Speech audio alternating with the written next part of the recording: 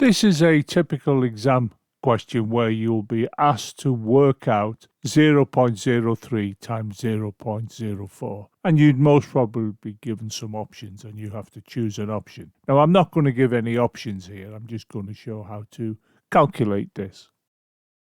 So we will write down 0.03. We will then move the decimal place once, twice, and put the decimal place here. This gives 3. The decimal point has moved 2 times, making it 100 times bigger. Turning our attention to the 0.04, we can move the decimal point twice. This gives 4, and we have moved the decimal point 2 times. So we can write out 3 times 4 equals 12, which we can write as 12.0. And I've wrote it out as 12.0 so we can visually see where we have the decimal point.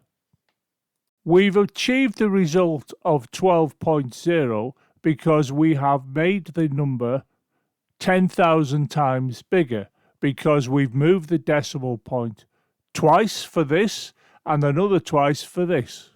So we have to arrange for this decimal point to be moved in this direction to make the number 10,000 times smaller. So if you look to the next step, you can see that this number here moves the decimal point from where it was after the 2 once, twice, 3, 4 times.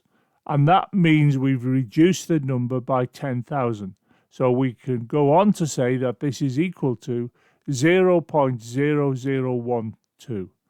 And we can write out finally that 0.03 times 0.04 is equal to 0.0012.